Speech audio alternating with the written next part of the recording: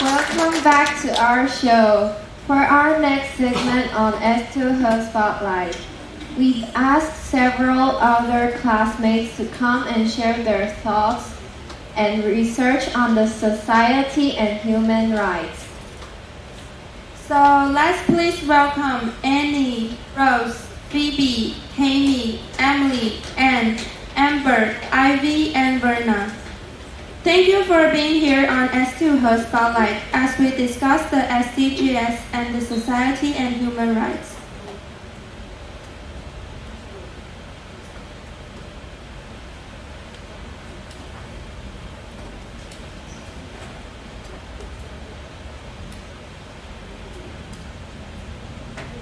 Human rights are at the heart of the SDGs and must be considered in every aspect of global change. Human rights is such a huge topic to discuss, with a wide range of opinions based on culture, religion, economic status, and so on. So, in all your opinions, what are the fundamental rights for every person? There are many basic human rights that every person should have. The right to decent work, the freedom of expression, the right to an education, healthcare, and equality, no matter race and gender. Basic human rights enable people to live free from prejudices, and when there's an equality of human rights, people are generally happier. Let me give an example. According to the World Economic Forum, Iceland leads the world in gender equality.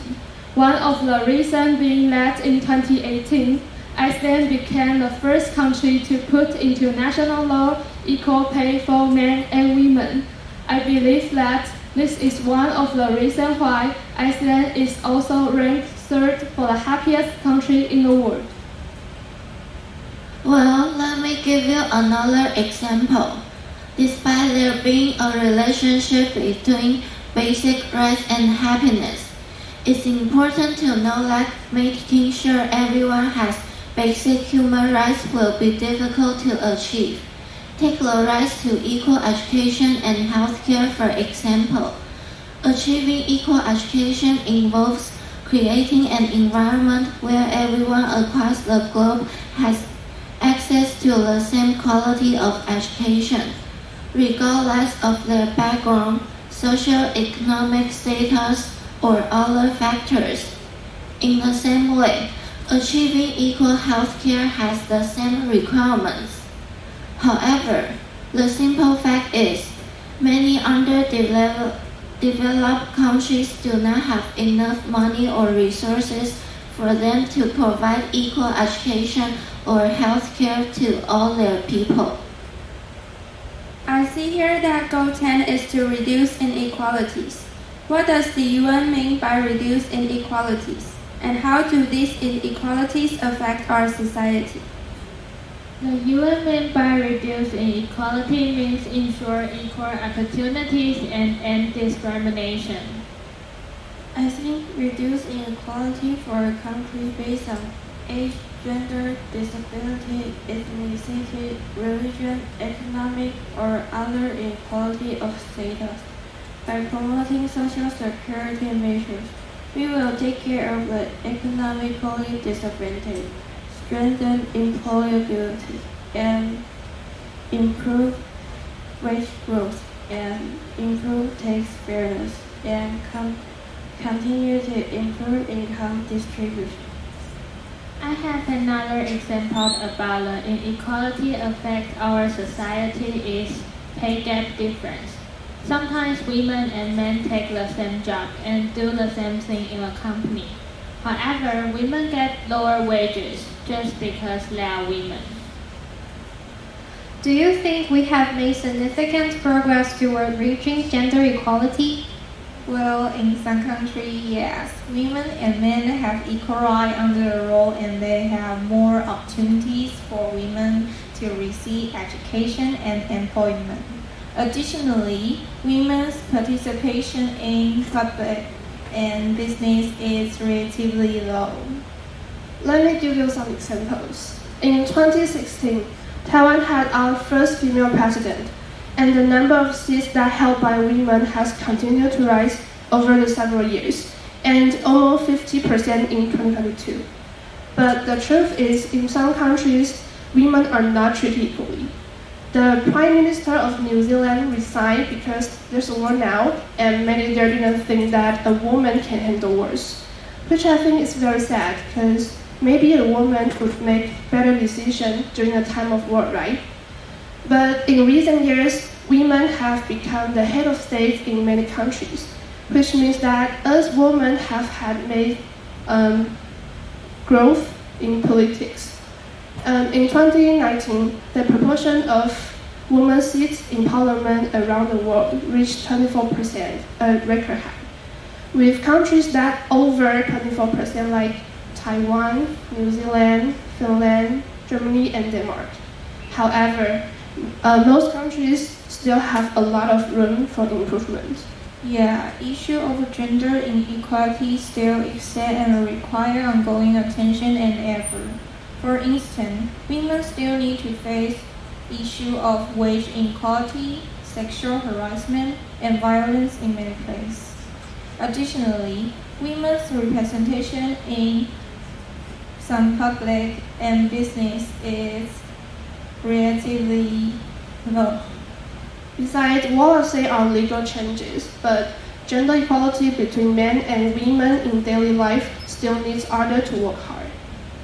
I really want to know, does Taiwan have equal education opportunities for all? Is there anything we can do to make sure others have equal education opportunities? Taiwan does have a policy that requires every child to go to school, but in some countries in Africa don't have the resources to study. I think we should help them because everyone has a right to be taught, but some people can choose what they want to do, even if they have the ability to go to school, but for some reasons they can't, like there's no enough teachers. And one of the most effective ways is to volunteer our time and resources to support students from disadvantaged backgrounds. For example, we can volunteer as tutors, mentors, donate educational equipment or resources, and support community organizations that work to improve educational quality. Yeah, I absolutely agree with what you say. In Taiwan, the 12-year basic education program was set into motion by Taiwan government in 2013. The aim of this program is to provide comprehensive and balanced education to all students, regardless of their backgrounds and their abilities. Its purpose is to ensure that every student under 18 years old had the right to receive education. This is a great step towards quality education. However, not every country, just like Taiwan, have such policy. Brazil, for instance. Brazil has significant inequalities, access in quality education, especially for children from low-income families or those who live in rural places. Sadly, that's just the tip of an iceberg.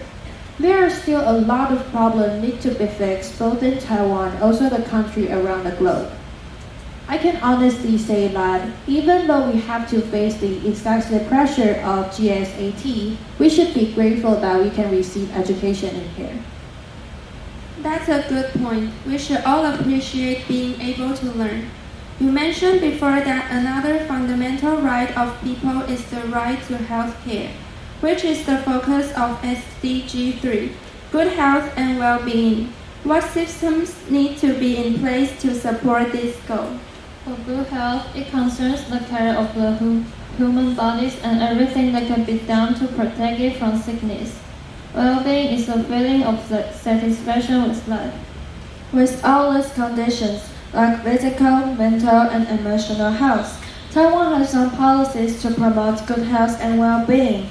For example, national health insurance can help poor people to have equal access to medical care. It also provides care for elderly and people with poor medical conditions. Some regions of the world are already laying down systems to ensure a thriving society. For example, Northern Europe has a publicly funded health care and pension systems and also provide free education. When 9-year compulsory education is done, if you want to study, you can apply for education allowances when the credits of each year reaches a standard. You can get 2,000 SEK each month, and also you can apply for the student loan at the same time. Furthermore, Sweden has national health insurance. When the appointment fee and prescription fee reaches a certain amount, it will be paid by the government. And for either pensions, there are two types. One is about work retirement, which is determined by their previous salary level and tax payment records.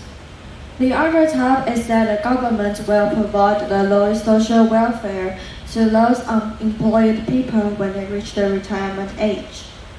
On the other hand, we also need good and professional doctors to drive the healthcare system forward, which means we also need proper educational system to training doctors and nurses.